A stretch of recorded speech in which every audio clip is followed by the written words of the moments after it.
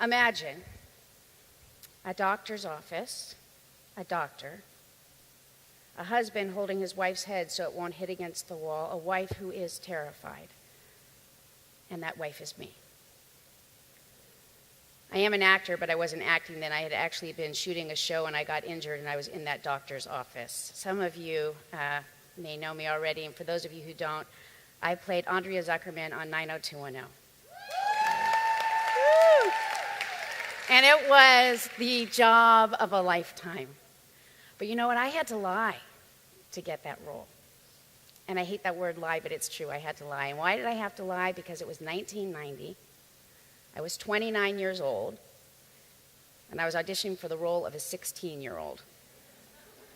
There was no way they were going to hire me if they knew how old I was. Because I work in an ageist industry, and the fact is we all live in an ageist country. But I love telling that part of my career because that's the kind of gotcha moment I had. I felt like I beat the ageist industry, just in that ageist bias in our industry, in just that brief moment.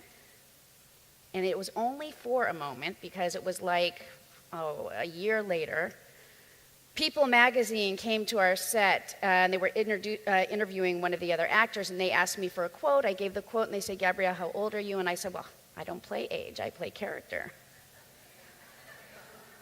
Good, right? A couple of days later, the writer called me and he said, "Gabrielle, we've discovered your age and we're going to print it." And I said, "Please do not print my age. Please, if you print my age, I will lose my job."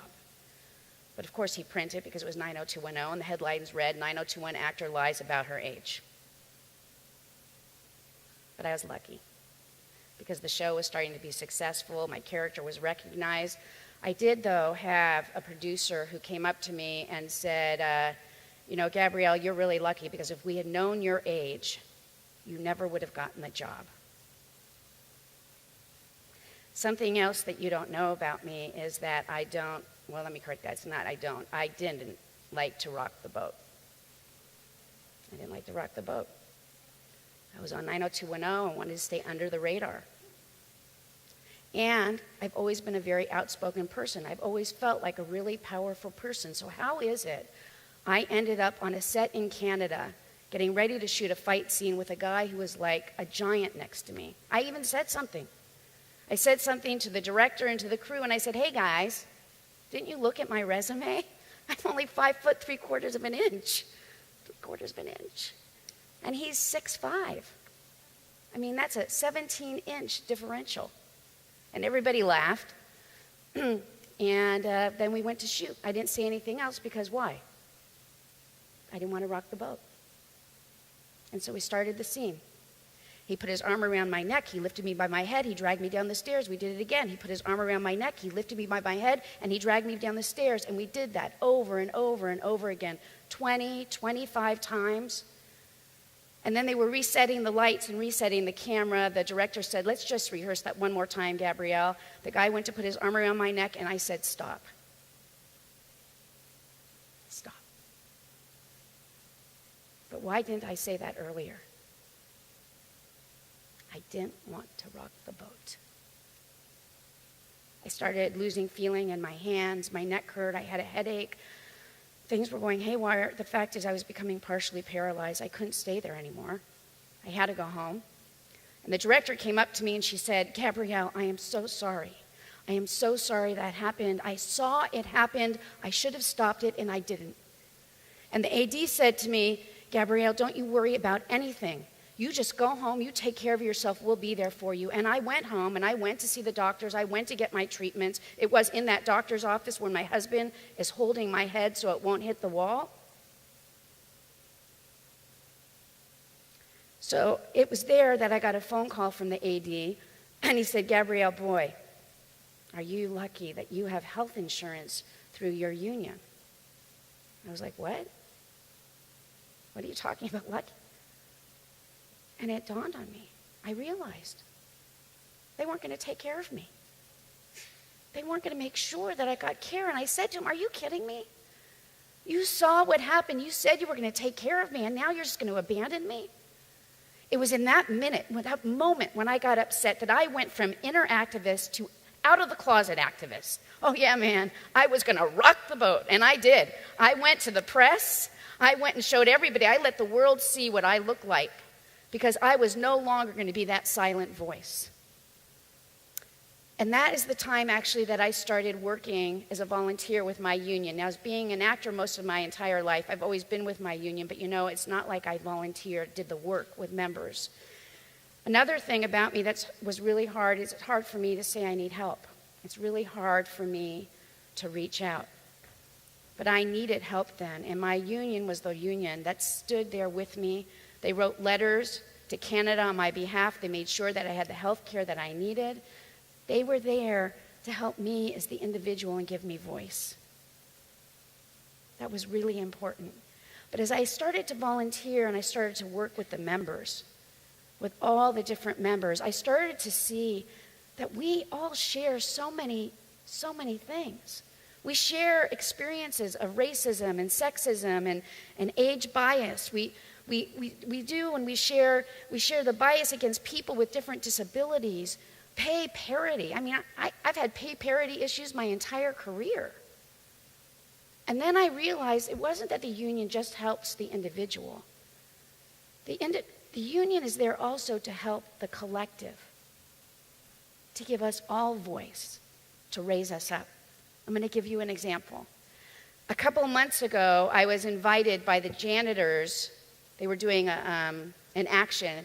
This is the night shift workers. These are the workers at night. During the day when you've left your offices at the end of the day, these are the women, primarily women, immigrant women, who go in at night and they go to clean those business offices.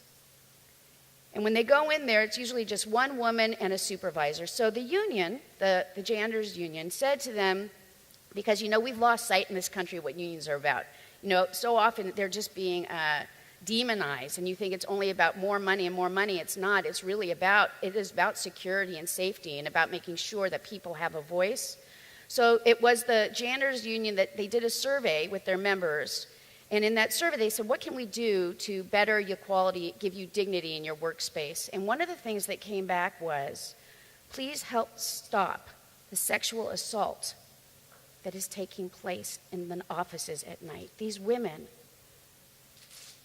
were being assaulted, harassed, and raped. But how come nobody knew? Nobody knew because they didn't want to rock the boat. They were afraid that nobody would believe them, nobody would stand by them, but their union did. In fact, their union not only stood by them, they helped to pass a law to end rape in the night shift. That's right. Because that's what unions do. Unions raise us up, and that's what our union does. We work, as I said, we have so many issues that we share together. The ageist issue has been going on for decades, but for the last 9 years, we've had our union with its members fighting to stop the ageist bias that occurs in our industry. And we've been doing that with the internet, those website pages where you go to for hiring and casting, and you go see on the first page, the primary page, you see the birth dates of these people, and all we want is that birth date to be taken off. Because that birth date on there deprives us of the ability sometimes just to get in the room. So 6 months ago, the union asked me to go and speak to the Senate Judiciary Committee in Sacramento. I got to tell you guys, I thought that's only what lawyers did. All right, but it is my story. So I went to Sacramento and I sat in front of the Senate Judiciary Committee, and I said I was 29 years old playing the role of a 16-year-old. And if IMDb had existed at that time, I never would have gotten the chance to play Andrea Zuckerman. These sites create age discrimination, and we needed to stop. And they agreed. They did. So in the Senate Judiciary Committee, and this is Republicans and Democrats, they voted it up. It went to the Senate floor, and then it went to Governor Brown's desk. And then it was about a month ago, I was getting off a plane in São Paulo, Brazil. I had just gotten off. I got in the car. My phone turned on, and there was a phone number. I didn't recognize that phone number. I called the number. It was Governor Brown. On a Sunday, he'd been calling me. Really? Come on, guys. And he said he wanted to talk to me about the bill. So I went and I called back and I said, Governor Brown, this is Gabrielle Carteris. And he said, yeah, I only have a few moments, Gabrielle. I just want to ask you. He said, I have some concerns about this bill and the First Amendment rights. Click. The phone went off. Oh, my God. So he called back and I said, Governor Brown? He said, yes. I said, Governor Brown, look, I understand what you're saying about First Amendment rights, but you need to know that we have tailored this bill so narrowly that it will not affect the internet. This is not about us stopping any kind of internet activity. Look, celebrities, you already know their ages. This is for that person who just wants the opportunity to get in the room to be seen, not for their age, but for their ability. This is for the writers. This is for the directors. Any place where these hiring and casting sites, we just want it to be able to be something that we can have the ability not to have age discrimination. And he said, that sounds fair. I'll get back to you. So a week later, I was back at the airport going home. My luggage was going through the checkpoint, and my phone was beeping, beeping, beeping. I looked down, and it said that the bill had been passed into law.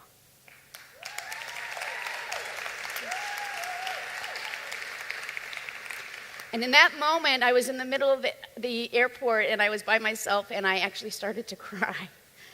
And I cried, not because the bill passed. Oh, yes, because the bill passed. But also, I cried for all those performers, all those writers and directors who just want the chance to be able to get a job and take care of their families. So will this bill be challenged? Maybe. Will we fight it? Oh, absolutely. I am Gabrielle Carteris. I am 55 years old.